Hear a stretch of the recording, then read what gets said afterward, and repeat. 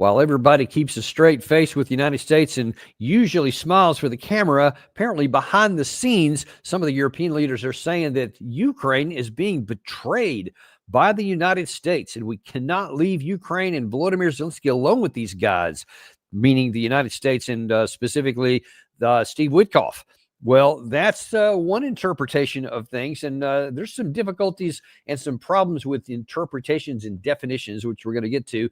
In fact, we're going to decide who's actually betraying whom and what is the outcome of this. And to assess a lot of these things, we have back with us again Matthew Ho, former State Department official, senior fellow, Eisenhower Media Network, combat veteran, and incredibly good guy. Matt, welcome back to the show. Thanks, Danny. Happy to be here. Good. Yeah. Glad to have you here too. Always a pleasure when we get to meet. For those who may not know, Matt and I have known each other since 2009. And we used to, when we lived here in the same town, we used to meet together at a metro stop very oftentimes and just get some lunch or something like that and solve most of the world's problems. And the world is poor today because he doesn't live here, but I digress. But anyway, it's always a pleasure. Matt's always been a good friend because of his incredibly sharp mind and the way he sees things. And so we're grateful to have you on again today. So thanks for being here. Oh, thank you for all that, Danny. Well, listen, let's just start right off the bat here because Der Spiegel was reporting. This is actually from leaked audio. It's not like somebody said this out loud because in front of the cameras, they seem to always be kind of pulling their punches, which we're going to see here in just a second. But behind the scenes, Gary, if you can roll down a little bit further than that, this is what is being said here. It was reported by Der Spiegel today. There is a chance that the U.S. will betray Ukraine on territory without clarity on security guarantees.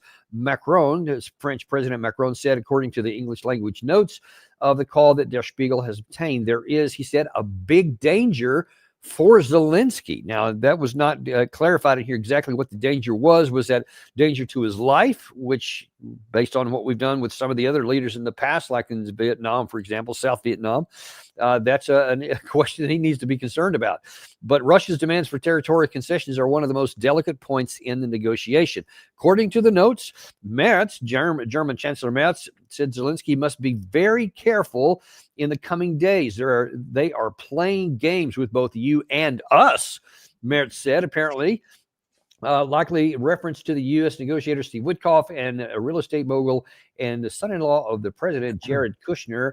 Those are some pretty strong statements there. They are playing games with both you and us, and that we are potentially going to betray Ukraine. So let me just ask you right off the top, Matt, if you're going to betray somebody, that implies that there is some sort of marriage, there's some sort of relationship, there's some sort of promise that now you may not back it. But I'm not aware, since Biden has left office, I'm not aware of any promises or guarantees the U.S. has given either Ukraine or Europe that which we may be in the process of betraying them. How do you see that part? Yeah, absolutely, Danny. Since the Trump administration came into office, there have been no promises, no agreements, no assertions made. Now, previously under the Biden administration, there certainly were, both in private and publicly, both directed internationally and directed nationally. Remember that Joe Biden's first reelection campaign ad that airs in September of 2023 is him as a wartime president. It's his visit to Kyiv, right? Making it clear that the war in Ukraine was the fundamental interest or purpose of reelecting Joe Biden.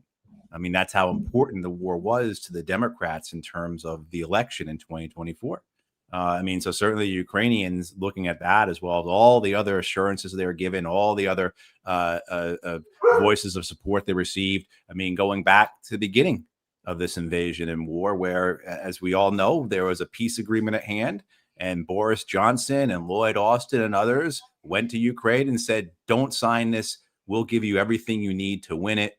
Volodymyr Zelenskyy, you'll be the next Winston Churchill, et cetera, et cetera, et cetera. You'll be the hero of the age.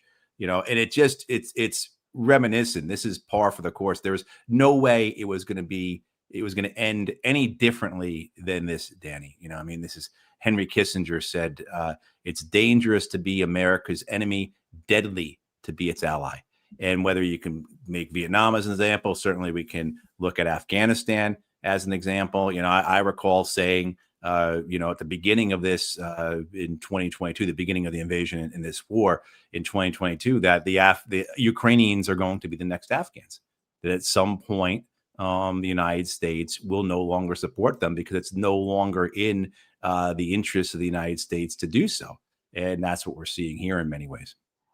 And what do you make of this, especially Merz and also Macron, who seem to be, he's dealing, he being Trump is dealing double with us, not just Ukraine, and that he could betray. So the implication being that somehow there's been some sort of promises or an expectation. But I just got to ask, after all of this, almost 11 months in office here, how does anybody in Europe think that Trump owes them something or has even given some sort of verbal promise when he will flip-flop back and forth like lightning speed on almost any topic at all?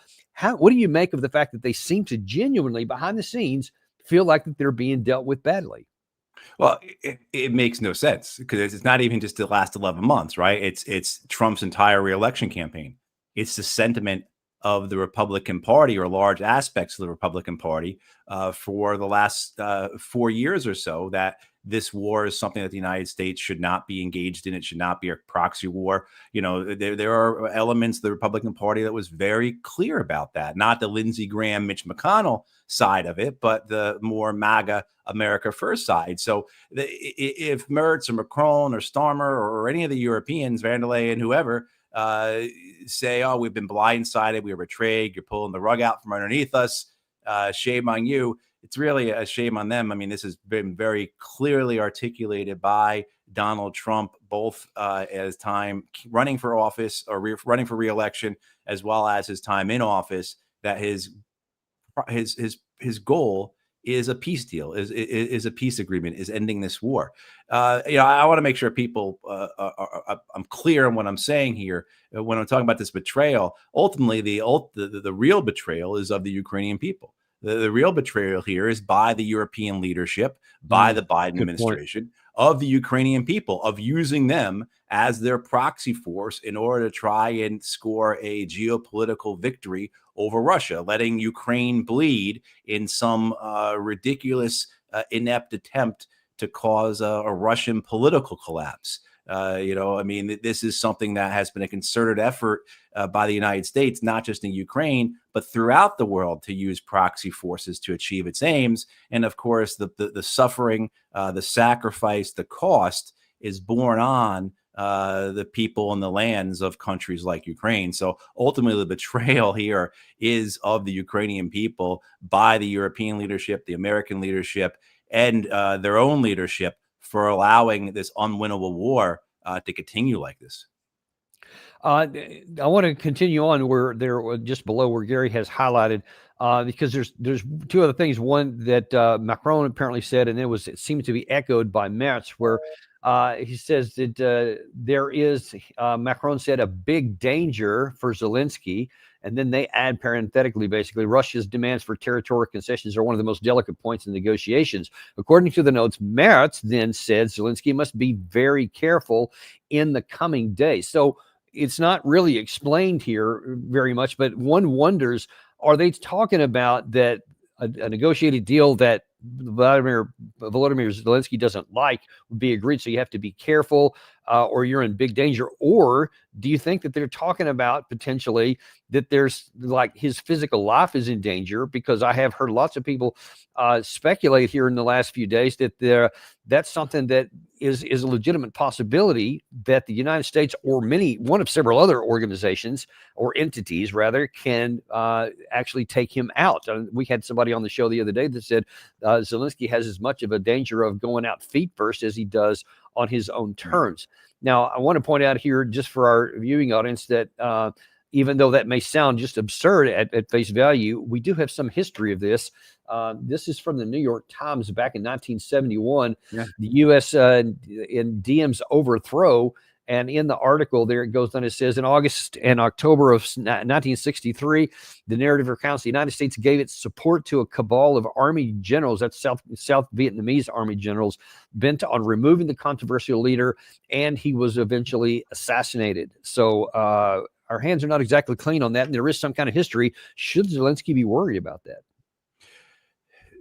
where I would push back on the idea that the United States would remove him either by forcing him into exile or to capitulate or by killing him is that in order to secure a peace deal with the Russians, is I don't know who would replace him.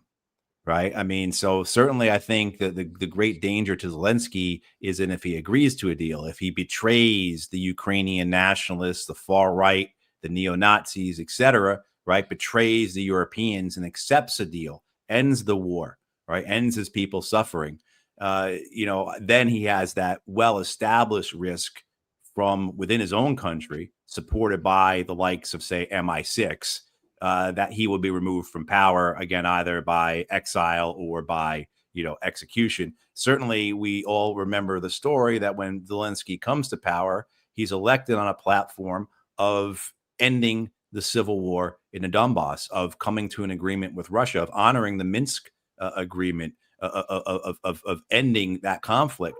And then as soon as he's in office, the far right, the ultra nationalists come in and they literally point out the tree they will hang him from if he seeks to make peace with the Russians.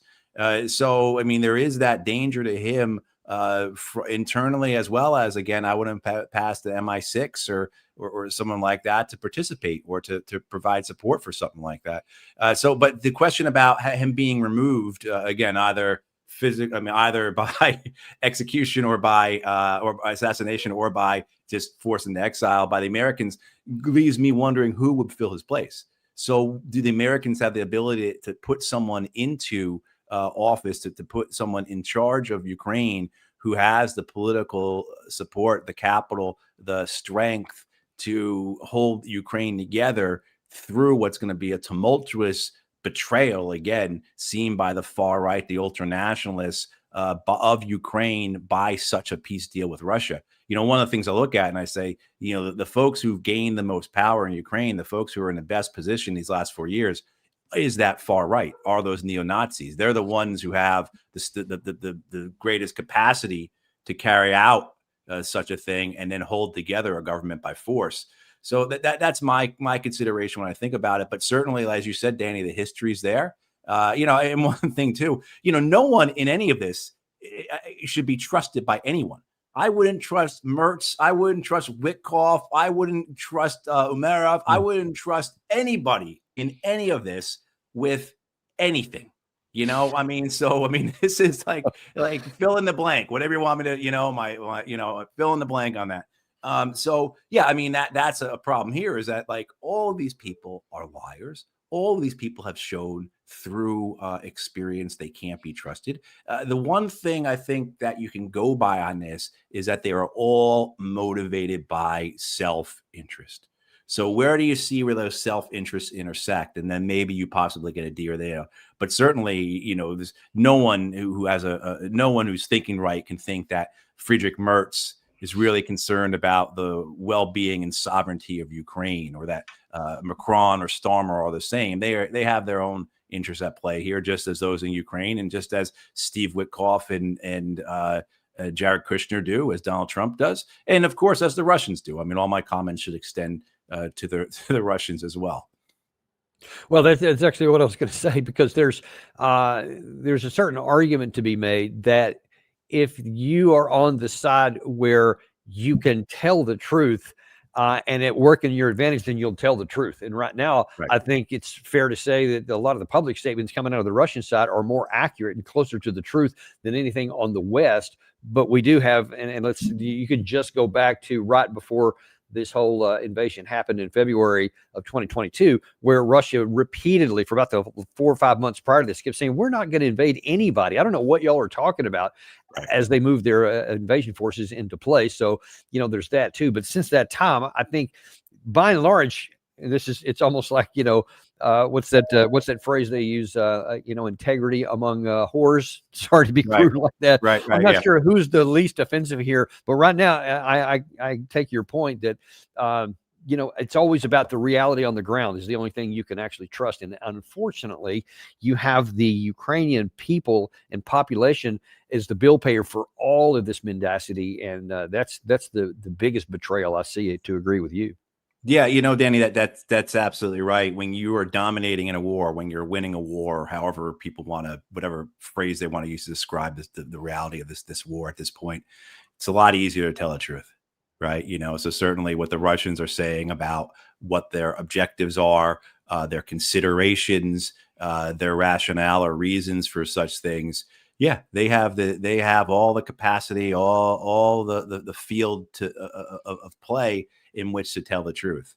While the Americans and the Europeans have spun such ridiculous tales, have been just reinforcing a narrative and executing policies to reinforce failed or failing narratives that give them no alternative. What's the choice now? Say for the Europeans, like a Starmer, like a Macron, like a Merz, like a von der Leyen, like a Schoof in Holland, like all these Tusk in Poland. I mean, just keep going through them all. Where is it possible for them to reverse course on this narrative that they just haven't been banging on about for the last 4 years, but really for the last approximately 10, 15 years? Yeah. And so much of their political identity is tied up in that. And then when you look at the actual conditions of Europe, look at the popularity of these leaders. I mean, uh, the last I looked, Merz was at 25%, Starmer was at 17%, Macron was at like 11%. I mean, these guys make Trump and Biden look like the Beatles. I mean, like, right? So when Yeah. when Europe has such dire problems, not casting stones at Europe because I enjoy it. We have dire problems here in the U.S. too. But when they have their housing issues, they have their immigration issues, they have their healthcare, issues, declining quality of living, mass deindustrialization, right? I mean, when you have all these Right. real serious societal level issues upon which your parties are not going to deliver, for these political leaders in Europe, their choice has been for the last decade or so to tie their political identity to the great threat from the East, right? To Yeah. the idea that we are democracies fighting the autocracies, that we are the legacy of our grandfathers and great grandfathers who fought the fascists, right? I mean, like on and on and on. When that's your political identity and that's all you got, hey, you walk away from that.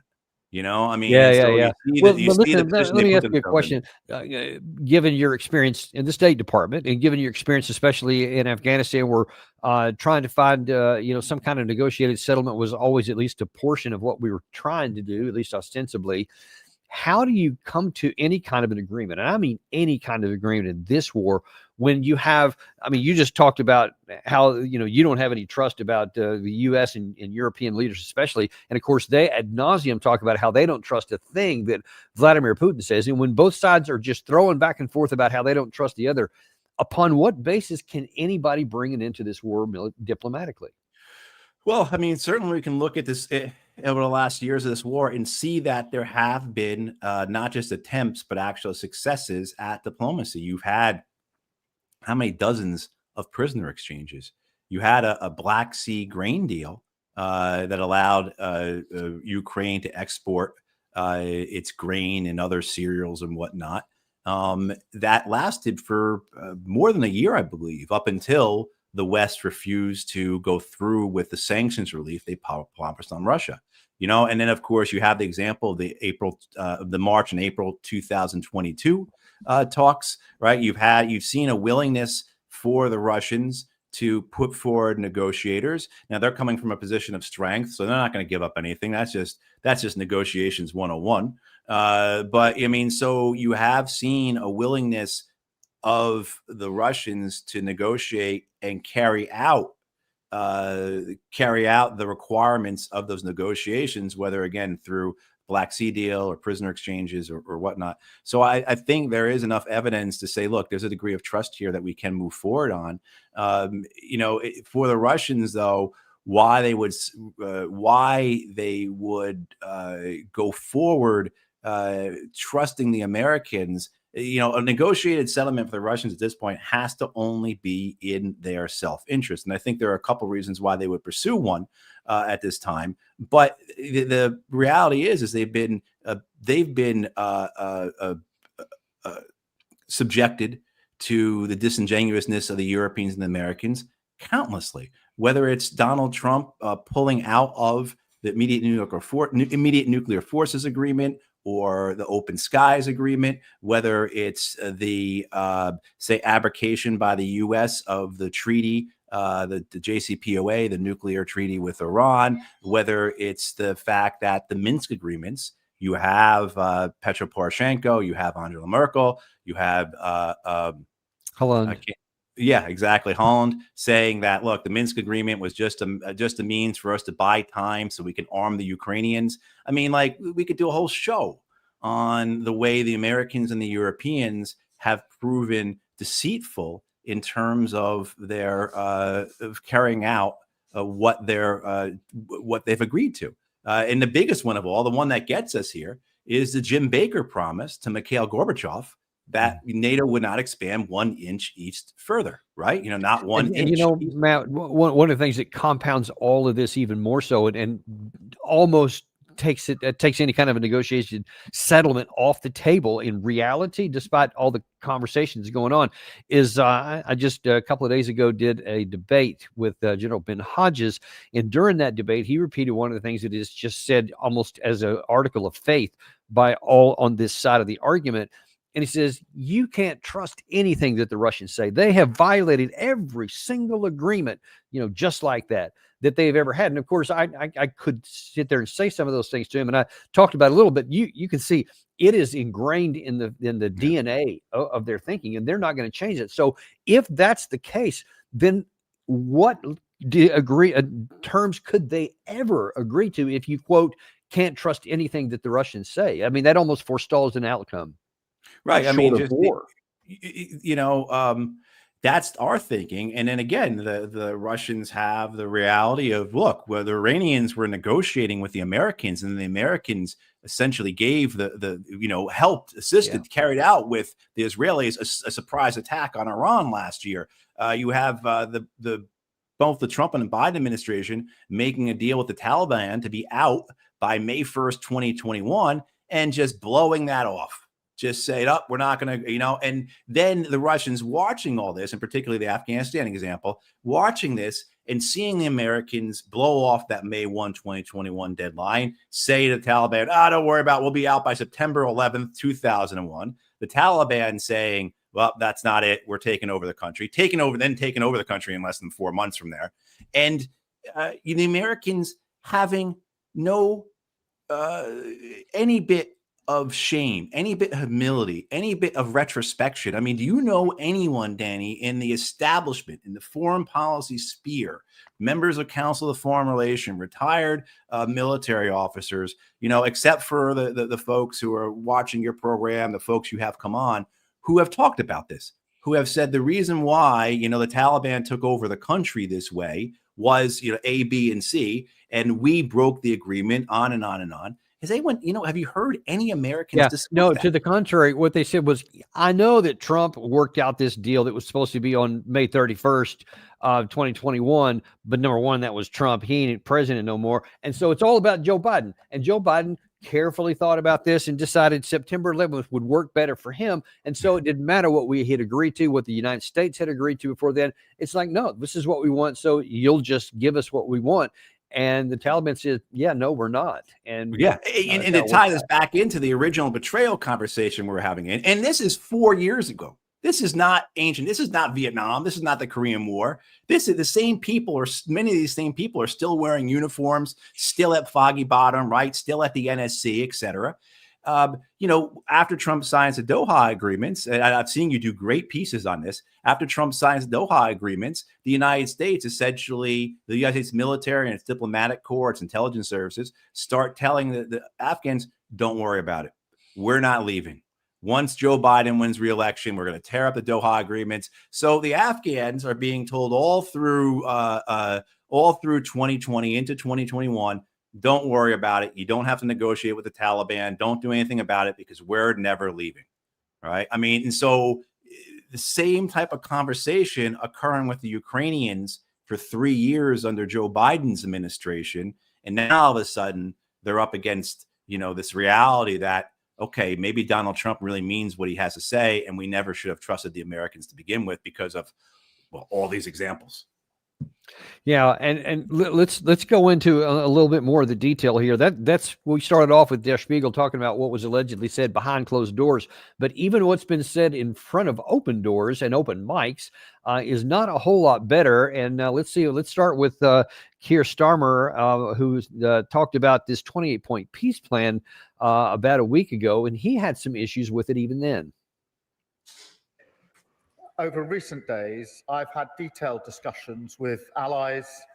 I met the partners of the Coalition of the Willing during the G20. I've spoken a number of times to both President Trump and President Zelenskyy, who I spoke to again earlier this morning. Mr. Speaker, we're united in wanting a ceasefire and a permanent end to the horrendous suffering that this war has brought to Ukraine. I have always said our aim must be a just and lasting peace. And both of those words, Mr. Speaker, are important, just and lasting. So, Mr. Speaker, I welcome the continued efforts of the United States to end the war and stop the killing. The initial draft of the 28-point plan included points that were not acceptable, but also some very important elements. That's probably far enough right there, Gary. So it's like, hey, yeah, I welcome the United States, but some of the stuff they said was not acceptable. Now, Matt, that's especially ironic in that there was lots of complaints, and I mean a lot, especially here in the U.S., against Trump because they claimed that these 28 points were actually drafted by Russia and put in Trump was going on that. So how foolish was Trump, et cetera. But then here is the Europeans on the exact same draft saying this is bad for Ukraine. What do you make of that? The arrogance and the entitlement of the Europeans to suggest that they should have any role in this when all they can possibly be are spoilers for a peace settlement is just breathtaking. Right. I mean, the reality is that the Europeans don't have the money to support Ukraine. They don't have the weapons or armaments or factories to support Ukraine, that they have no leverage here other than being a spoiler, other than being, the ones that will continue this thing onwards. Yeah, I mean, the press, both the European and the American press, have been agog with this notion that this 28-point peace plan was written by the Russians because for no other reason than it satisfies all of Russia's maximalist demands. First of all, I don't know about you, Danny. I never heard that term maximalist until a couple of years ago, maybe, and I'm sick of it already, but the idea that somehow this peace plan meets Russia's total and full goals is absurd. It just certainly there are plenty of things in there that belie that, such as the fact that there's no immediate sanctions relief. That's what the Russians have continually stated, that the parts of Donetsk that are not occupied by Russians right now would see Ukrainian troop withdrawal, but that would be a demilitarized area that the Russians would only have de facto control over. Similar control over all 5 of those provinces there, or oblasts, would be de facto, would only be informal recognition by the United States, not the full recognition as the Russians want. The Zelenskyy government would be able to stay in power. It's just a requirement for elections, as opposed to the Russian demand that the Zelenskyy government be removed. I mean, we can go on and on and on how this 28-point peace plan, or whatever point it's at now, I don't know, is anything but a Russian plan. The other thing too is that which I think maybe a lot of the folks who are watching this are frustrated by this, as I am. Now all of a sudden, Russia's maximalist demands, Putin's what he really wanted here was just the Donbass. What happened to Ukraine? Russia and Vladimir Putin wanting to take over all of Ukraine. Isn't that what we've heard for pretty much the last 4 years? That the goal of coming to get all of us, right? And then exactly, and that's just Ukraine. Ukraine is just a pit stop on the way through Warsaw and Berlin and Paris. And if we don't fight them over there, Danny, we're going to have to fight them in the streets of DC and Philadelphia and Wake Forest, North Carolina. Right. I mean, but now we're being told, oh, this plan where the Russians get 2 provinces and half of 2 others is meeting Russia's maximalist goals. I mean, the absurdity of it all is just, oh God. Yeah, it really is. And the question is still going to be, what is going to happen now? Where are we going to go next? Because you have Europe still trying to figure this out. You have the U.S. has just left Moscow after a 5-hour conversation between Witkoff and Putin. Nothing was really announced in other than that there was productive talks or whatever. There's nothing on the calendar here where anything's going to happen next. We don't even know what's supposed to happen next with the Ukraine/European side of this. Where do you see this going in the near term? I mean, let's just say the next couple of weeks. Certainly you have those, as I said before, in Europe who want to spoil this. You have this issue with the European Union trying to bully Belgium into illegally turning over Russian frozen assets to the European Union. The Belgians have been very resistant towards this. The Prime Minister, De Wever, has made it clear that this would be illegal, that this is unprecedented. It would put Belgium in a very dangerous spot in terms of retaliation from the Russians, as well as just legal consequences. And, in his response to Ursula von der Leyen, the Belgian Prime Minister, besides laying all that out, also says to her, this is going to ruin any chance for a peace. If you steal the Russian money right now, if you steal their $190 billion or whatever it is, $200 billion, if you steal that, you are sabotaging the peace efforts that are going on right now. I mean, so you have a Belgian head of state, you have European heads of state who are calling out the desire of the Europeans to spoil this, just as, you can imagine Lindsey Graham, Mitch McConnell, and others. Jack Keane and some of these. Yeah, Jack. I mean, you can imagine how they want to spoil it as well. So that's the big issue for me right now. I think you have a Ukraine that grudgingly accepts the reality of this. I think you do have that. The fact that they've put so much attention, the people they have sent to the negotiations, they understand, I think, that the Americans are serious about walking away. And I think they also understand the true capacity of the Europeans, that, again, all the Europeans can provide is just to spoil this thing. They can't keep the Ukraine in the war the way that the Americans can. And for the Russians, I think, it satisfies the goals to a degree. It satisfies what became the territorial goals to a degree that were established in the fall of 2022. It gets Russia out of a war that is going in their favor right now. But I think anyone who's a student of history and warfare, as the Russians are, know that there's no certainty in warfare. It allows them to refocus then on other aspects of their economy and society, other than putting, a third of their budget into this war, right? And this is a war that I think many of us estimate Russian leadership, Vladimir Putin and others, certainly there were Russians who wanted this war, but I don't think Putin really did. And when they engage in it, when they launch it, the idea is just to get those negotiations right away, not to be stuck in this 4-year war. This was never the goal, and their goal is not the conquest of Ukraine. So I think there may be some aspects to this for the Russians where they say, you know what, this is a good deal for us. We can go forward with this.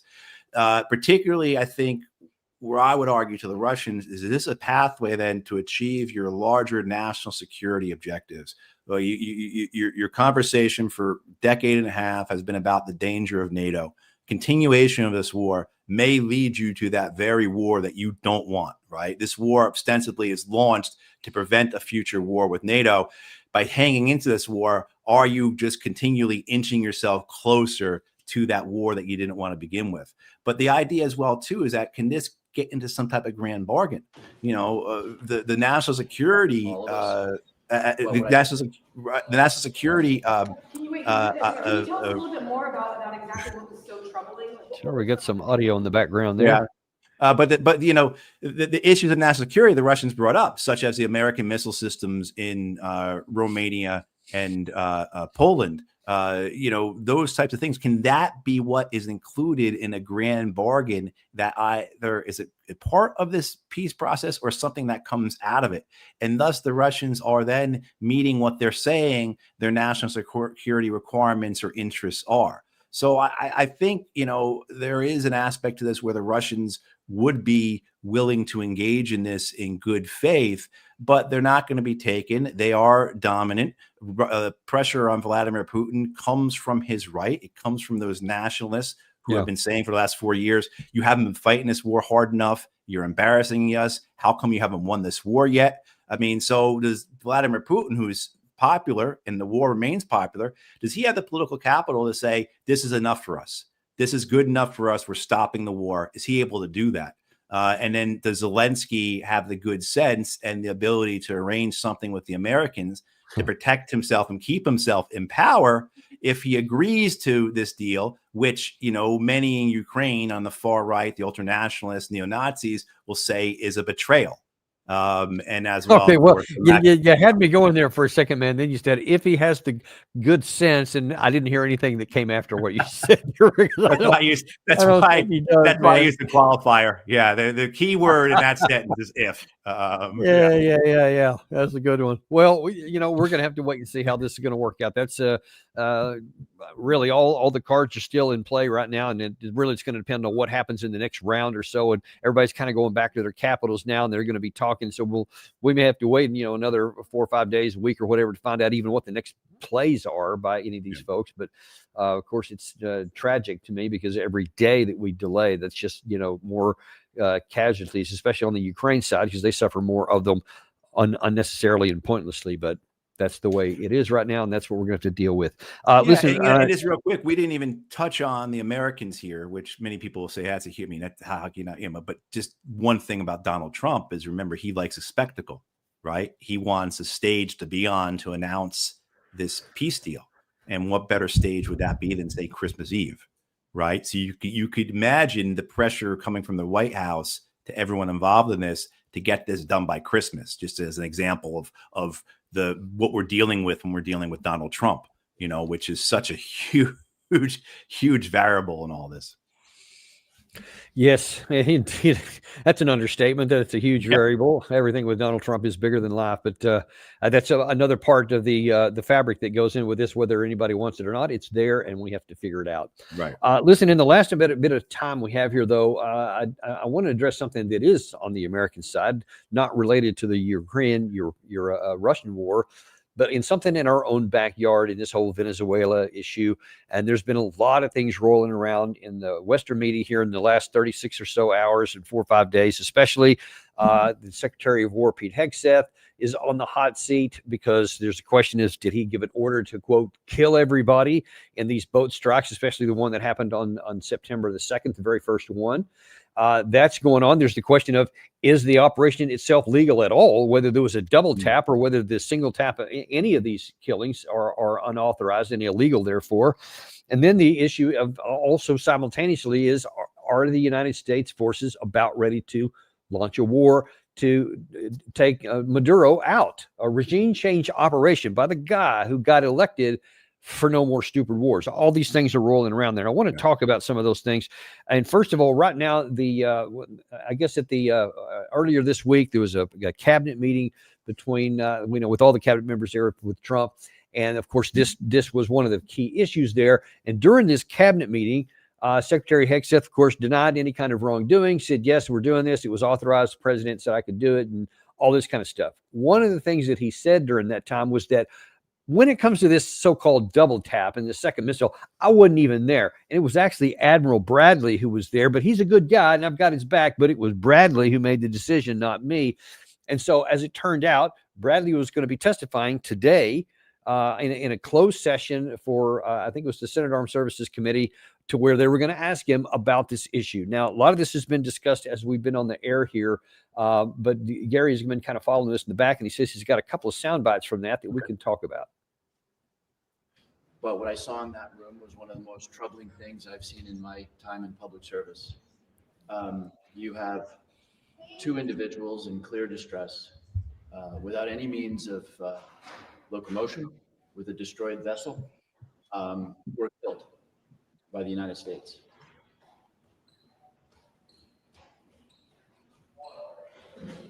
Can you Well, that was a pretty short one. That was, I think, Representative Hines there, who is basically saying that what some people speculated is that, according to international law, according to the UCMJ and in American law, if you attack someone and they no longer have the ability to provide resistance, and it specifies even in a shipwreck, that's actually one of the terms that are used in there, and the examples given, you may not kill that person. It is a violation of the law of warfare. And so, according to Hines here, he's saying, yeah, that's exactly what happened. And he said it was very, very disturbing. Well, Tom Cotton apparently was also in that same briefing, and let's see what he had to say. The first strike, the second strike, and the third and the fourth strike on September 2nd were entirely lawful and needful, and they were exactly what we would expect our military commanders to do.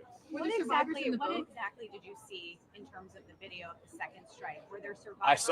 I saw two survivors trying to flip a boat loaded with drugs bound for the United States back over so they could stay in the fight, and potentially, given all the context we heard, of other narco-terrorist boats in the area coming to their aid to recover their cargo and recover those narco-terrorists. And just like you would blow up a boat off of the Somali coast or the Yemeni coast, and you'd come back and strike it again if it still had terrorists and it still had explosives or missiles, Admiral Bradley and Secretary Head said exactly what we would expect them to do. Did JAG tell Okay, so let's he said several things there, and I want to go through a lot of the morality of warfare with you. First of all, his claim there that this was legal. So yes, there was a second strike. Yes, they were wounded, as was reported by the Washington Post, but they still represented a threat to the United States because they were apparently gathering drugs back together from the wreckage of the boat. What do you make of that?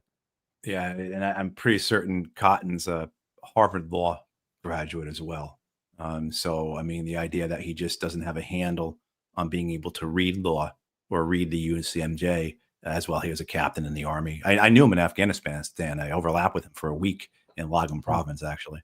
Yeah, he was the S3 for the Provincial Reconstruction Team in Afghanistan, or in Lagom Province in Afghanistan in 2009. But, I mean, this is just preposterous. I mean, the idea that somehow these votes are of any threat, that they are carrying out some type of war against the United States. The evidence has not been provided. The legal rationale to kill these people and murder these people, whether it be provided through an authorization by Congress, federal statute, by international treaties to which we are partner to, which makes, according to our Constitution, them the law of the land.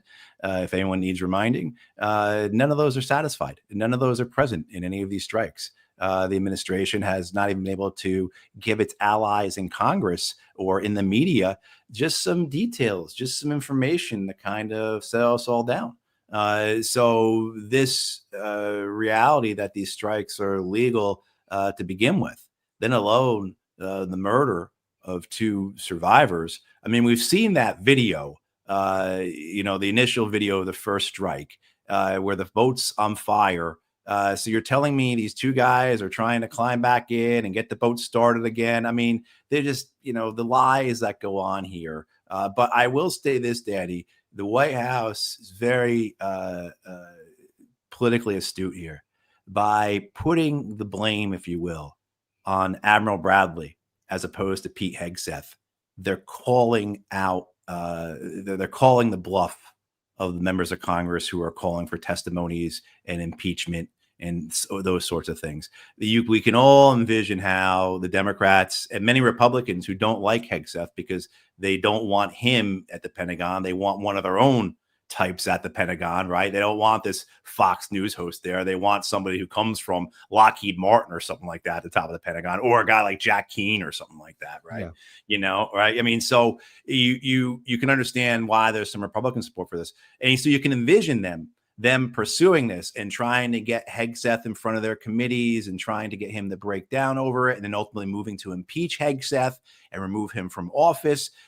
However, you can't see them doing that with Admiral Bradley. You can't see them carrying out the same type of political crusade against a Manning uniform.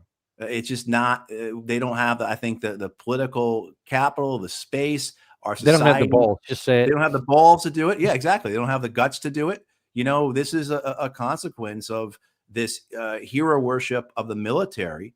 Is that they are essentially immune. That there won't be a questioning of Admiral Bradley the way there will be of Secretary Hegseth. It's just politically not the right thing to do for the Democrats or the Republicans who want to pursue Hegseth. So, I mean, I think that's what you're looking at. I mean, the reality is that this has always been and always will be for them about politics rather than principle. Because I certainly didn't hear Tim Hines saying anything about the C-17 pilots and the C-5 pilots who flew 1,000 plane loads worth of weapons and munitions and supplies to the Israelis so that they could carry out their genocide of the Palestinian people in Gaza for the last 2 years in clear contravention of about 6 American federal laws. I mean, where was the outrage then about the law of war? Where was the outrage then about American law or international law? Right. And the same thing goes. You can say the same about Barack Obama. Where was the outrage when he killed 2 American citizens with drones? Where was the outrage when the American drones were striking first responders repeatedly and deliberately? Where is the outrage when we were hitting funerals with our drones? I mean, and this is the danger that we have here. All of that precedent, the fact that nothing was done about, the Bush administration use of torture, about the Bush administration spying on the American public, right? About the invasion of Iraq. All that goes through the Obama administration and they just add on to it, right? So now you have like this drone campaign just to focus on that, or the revelations of Edward Snowden, right? So it just builds. And now you've got Donald Trump.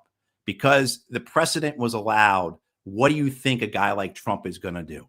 And so whatever comes of this, if it is just a political persecution, even if they do grow the balls and, go after Admiral Bradley, there's nothing that's going to be done about policy. And there's certainly nothing that's going to affect the infrastructure that allows for this type of extrajudicial murder, out in the ocean, like we're carrying out, every other day or every third day or whatever it is in the Pacific and in the Caribbean.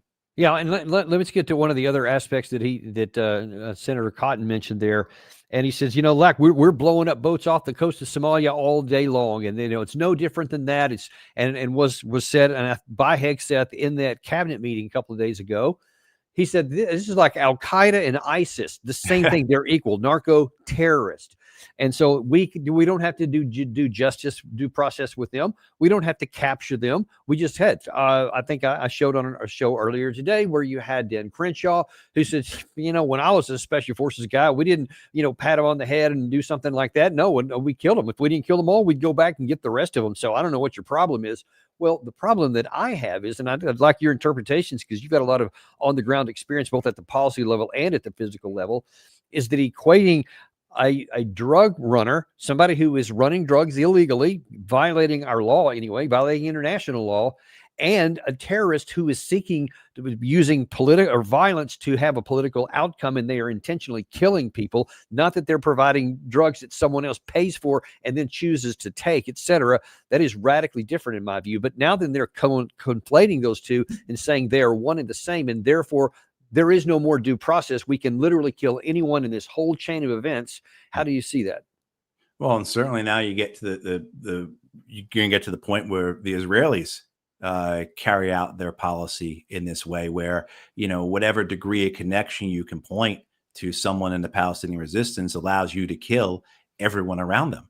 You know, I mean, according to Israeli media reports, the Israelis were authorized to kill as many as 500 Palestinians if the Palestinian resistance leader they were trying to kill was significant enough, right? I mean, so by broaching it in these small ways, by just saying, "Oh, it's just a couple guys who are out there on speedboats," and for all I know, maybe they are carrying drugs. I don't know, you know. But the reality is that when you allow that to occur like that, then what's going to grow out of that, how that's going to blossom into then extending it to allow strikes wherever you want. And so there is no one who becomes a protected class. There is no requirement to protect civilians or to use proportionate force. So all these agreements that we signed on to, and I have to remind people, the people who signed us onto these agreements were the men that won World War II, were the men that defeated Imperial Japan and Nazi Germany. You know, this idea that exists out there that somehow only weaklings would want to follow the rules of law. A bunch of woke people, man.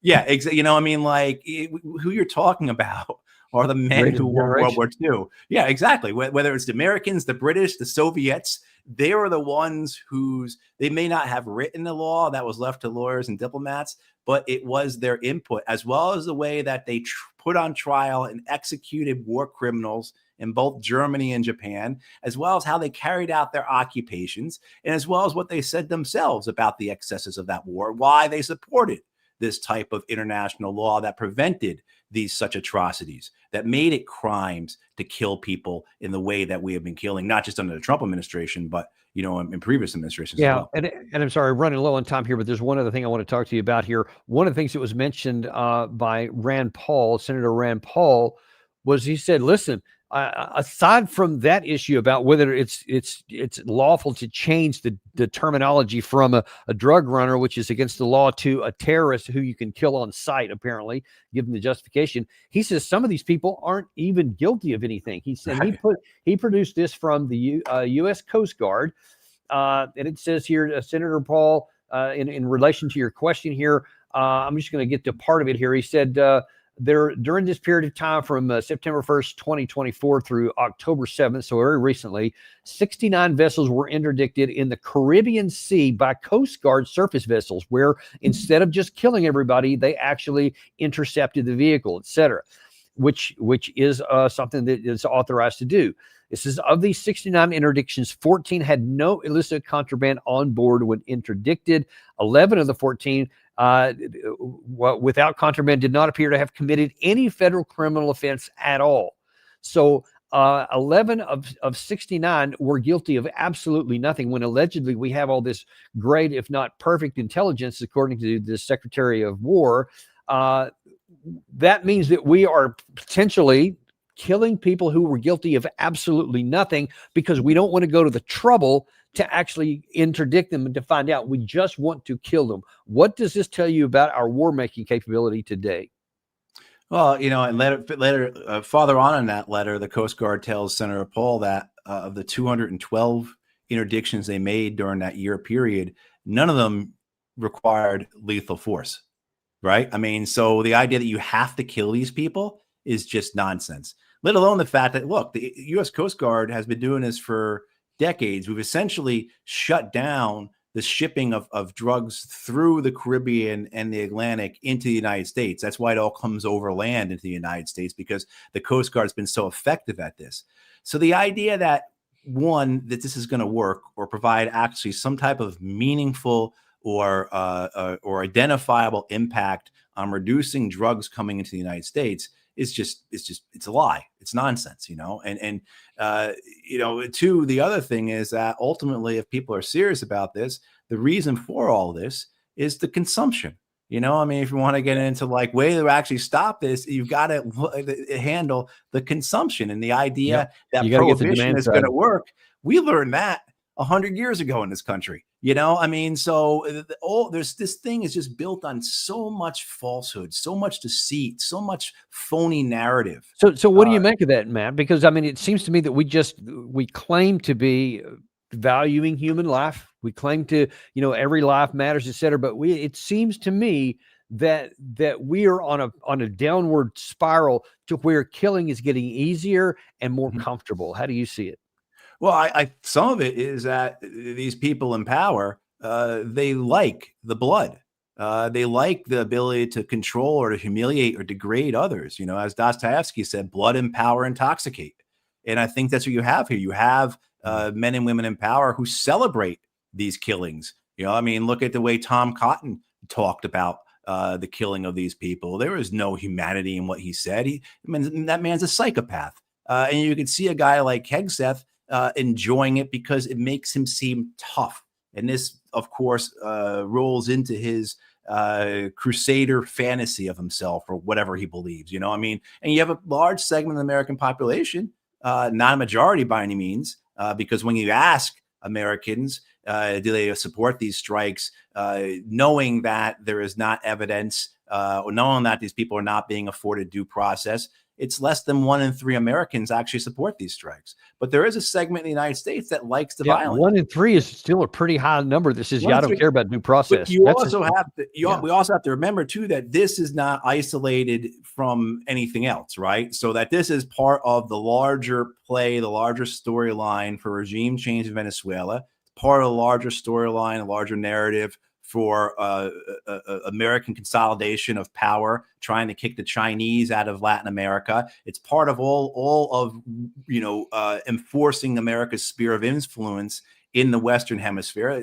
This is the storyline that allows for those actions to occur.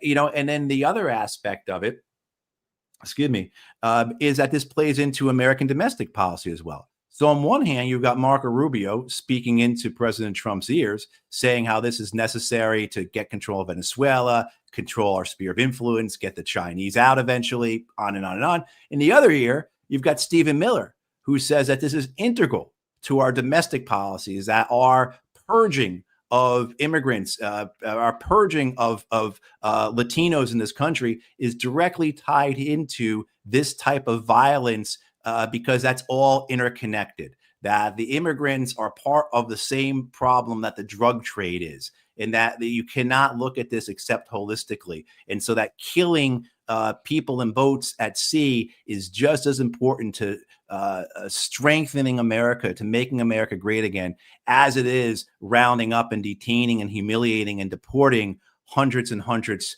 of immigrants, as well as, you know, of course, abusing American citizens and legal residents as well, which is a huge part of that program as well. Well, so in the final question I got here, what is the consequence of this? Is it something that we can, like you and I we can just kind of roll our eyes, but ultimately it's not going to make any difference? People can just keep doing it, or is there a consequence and a cost to it? You know, I think the consequence and the cost comes from the outcomes of whatever they, you know, look, the idea that we're going to do a regime change operation in Venezuela, you know, and that instability isn't going to spread throughout South America and Central America, just as it did with regards to Afghanistan, Iraq, Vietnam, right? I mean, look at Vietnam, right?